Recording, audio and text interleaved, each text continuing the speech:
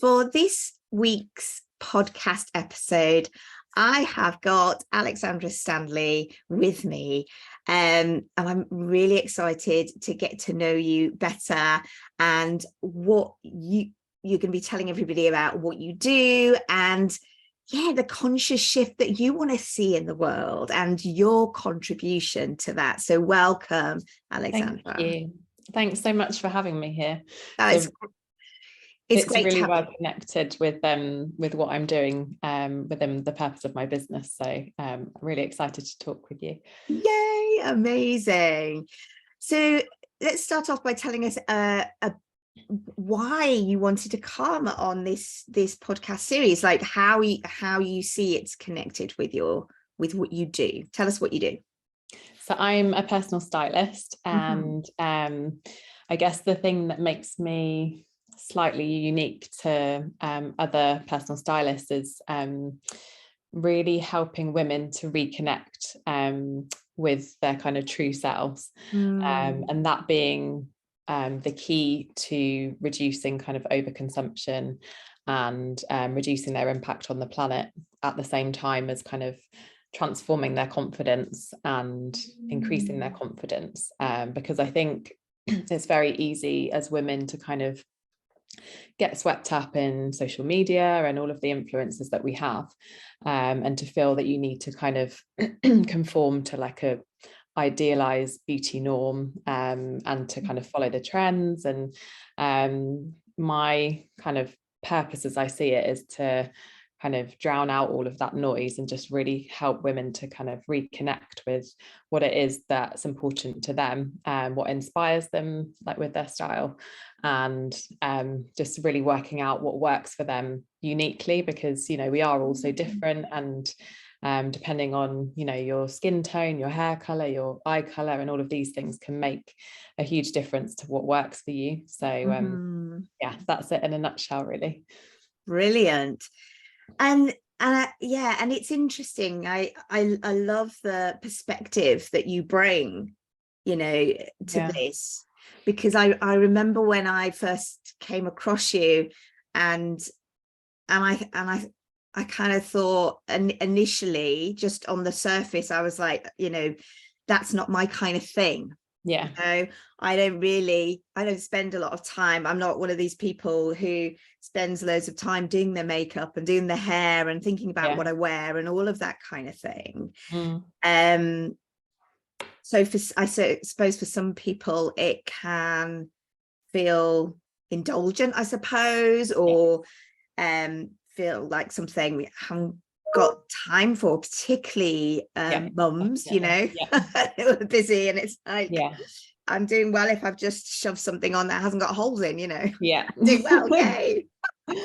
I think, and that's the kind of common misconception, I think, about style and fashion and personal stylists. I think that everybody assumes that fashion is something very frivolous, and it doesn't really have an awful lot of meaning, and that's superficial is the word that comes to mind.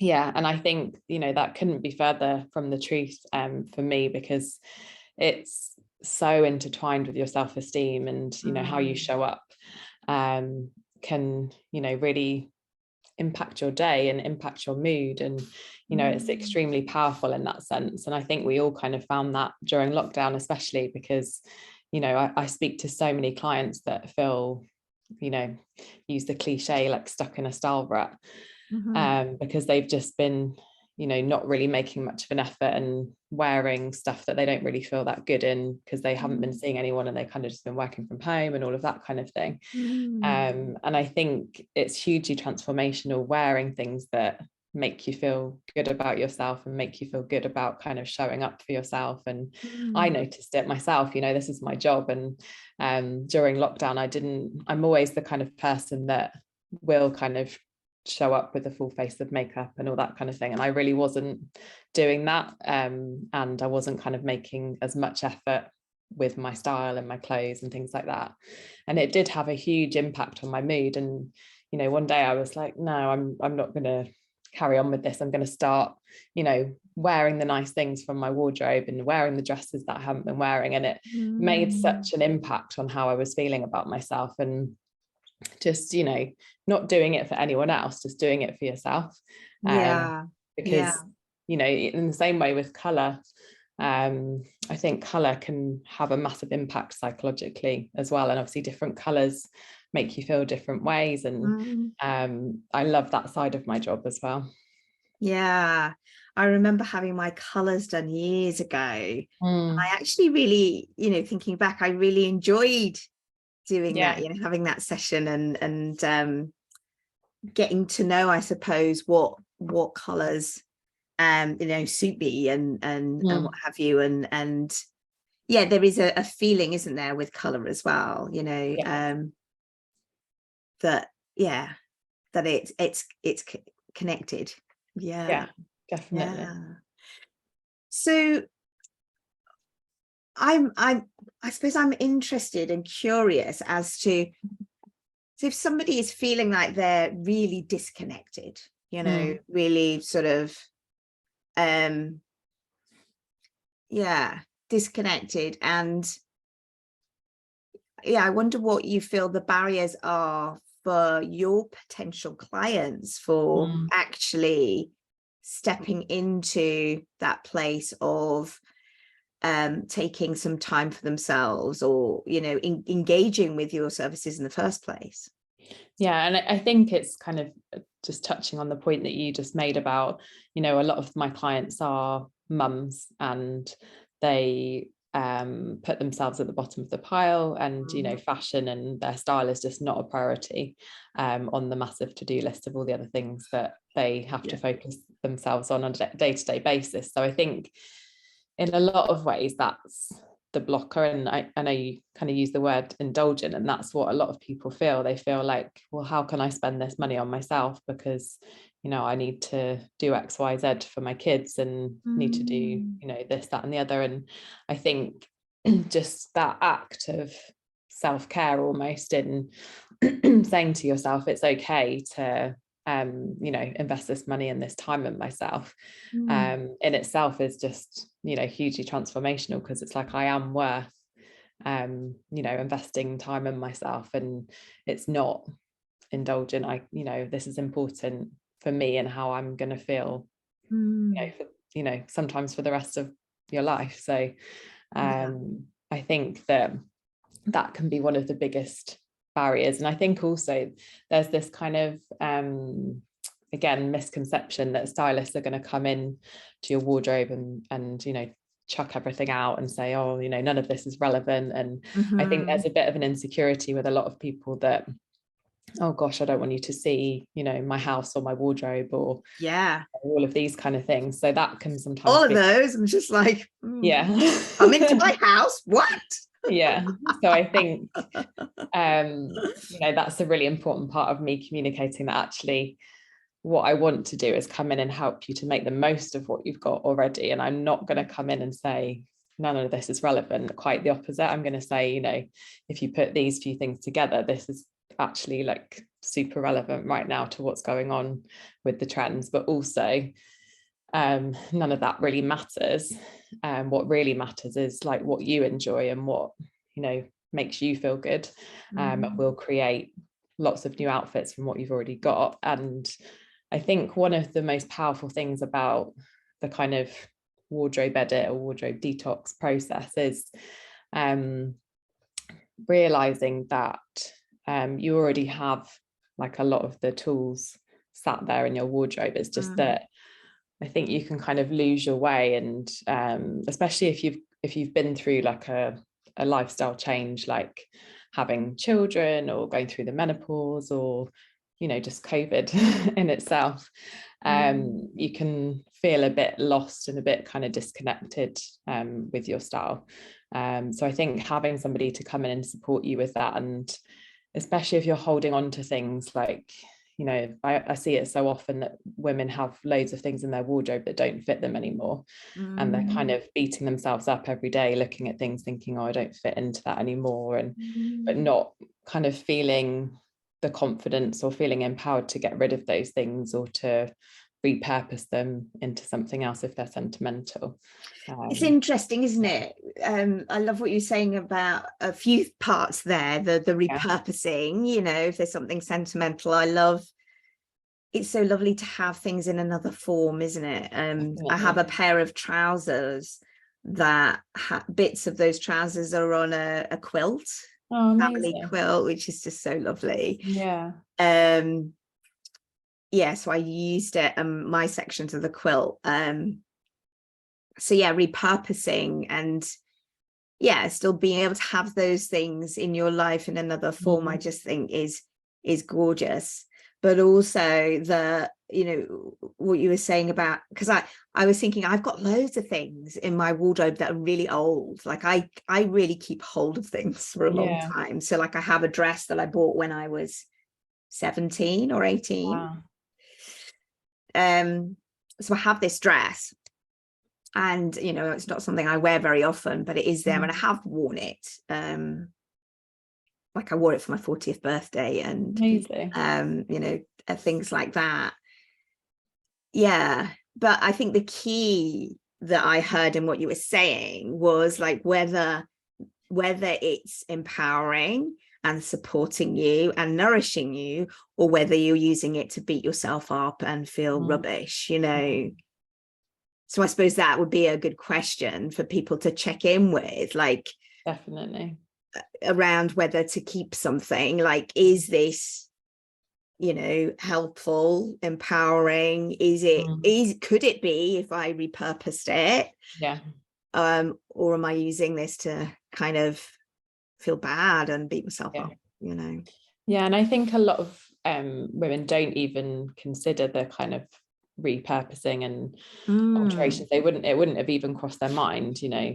You're so busy with the rest of life that's going on, and I think it's just not really a consideration a lot of the time. And I actually mentioned to somebody the other day, I think I was having a conversation on LinkedIn, and we were talking about, you know, got loads of things sat in my wardrobe that I don't wear anymore, but some have sentimental value. And I said, well, have you thought about, you know, repurposing? So if it's a dress that doesn't fit you anymore, could you get somebody to alter it into a t-shirt? Or, you know, and that's the key.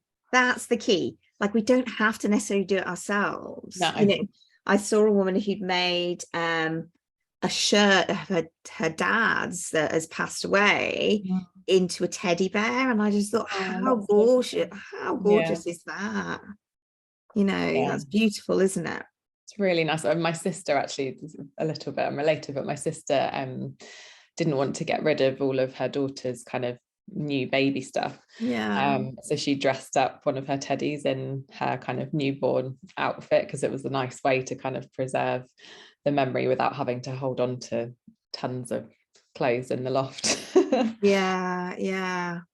So I think, you know, hopefully this will spark something for the listeners, this idea of being able to repurpose or being able to reconnect with clothes, you know, in another way. Yeah. And I think also in terms of the kind of, I mean, sustainability is like such a buzzword at the moment, but I think one of the key things is, you know, always starting with your wardrobe, but also not to always think that you've got to go out, you know, on the high street or online and buy something brand new, because there's so much already in circulation when it comes to fashion, and there's so many other options now. And, you know, we're so lucky to be able to just walk into a local charity shop and find things in there that's, you know, amazing brands, and some things are still new with tags, and it's, you know, really low price points, but you're also helping to support a charity who are doing amazing work as well. And the same online as well. There's, you know, so many charities that have eBay shops, or they've got their own websites, or that kind of thing. So you can really start to feel good about your consumption, rather than, you know, just needlessly going out to the likes of Primark and Zara and things like that and just buying for the sake of it, because you kind of got caught up in like, this is going to make me feel better if I, you know, I go out and buy this latest trend, it's going to make me feel better. And actually that's not very likely to be the case. You know, actually kind of reconnecting with yourself and what you value and you know, what inspires you, is much more likely to create that change.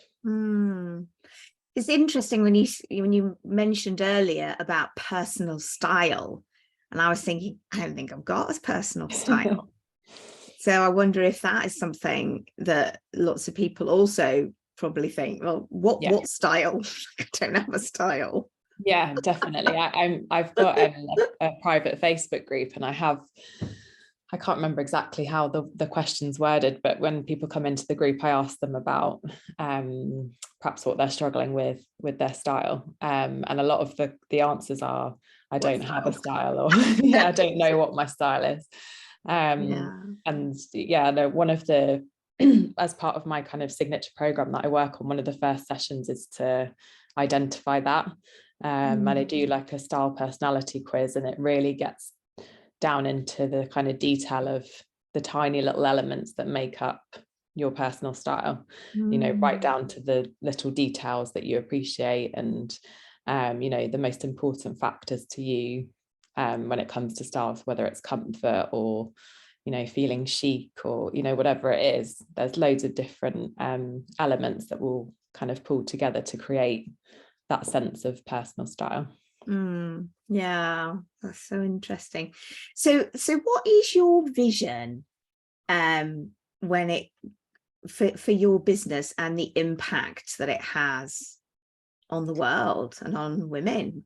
I assume it's mainly women you work with.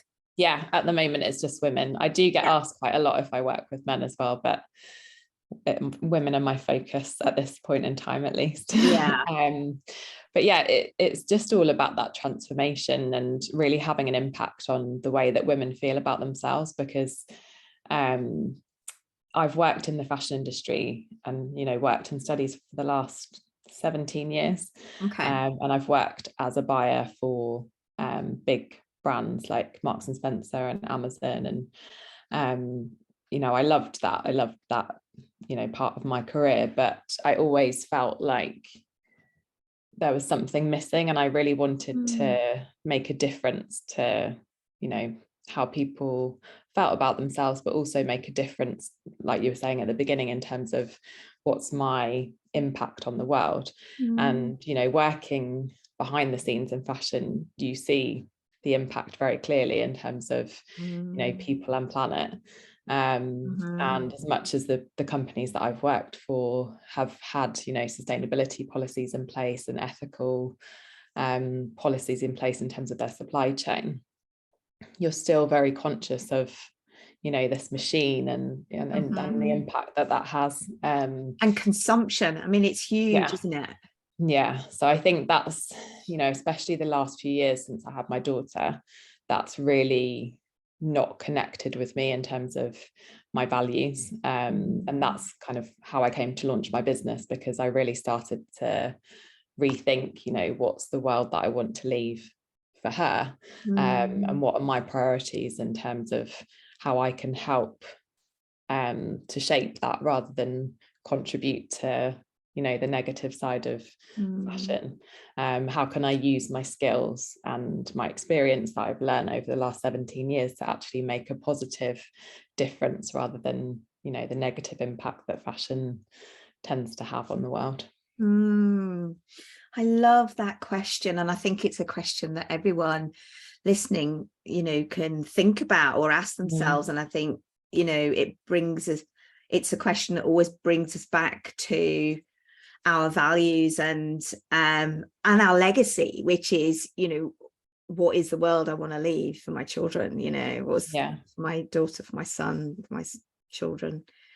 I think that always brings us back to what's important, really. It's really powerful, I think. Oh, it's been amazing to speak to you today, and that feels like a really great place to finish up. So thank you so much for coming and sharing what you do, and I'm sure people will hopefully be inspired from this as well, to think about those important questions and to think about how they feed themselves, particularly the mums in the world, which, you know, I'm really passionate about, particularly supporting women and empowering women and helping to create a legacy of feminine social change in our world is, you know, one of the things that's really important to me. Absolutely. And so I just think, I'm hoping, I'm sure, I know, actually there's no hoping, I know that this will have sparked something for people. And if it has for you listening, then please do leave a comment or let us know, what have you taken away from this conversation today? What have you learned that's new? Or what have you taken away? We'd love to I'd love to hear. And there are links below this episode so you can see where you can get in contact with Alexandra and find out more about what she's doing and tap into the support that's available there. Thank you so much. Yeah.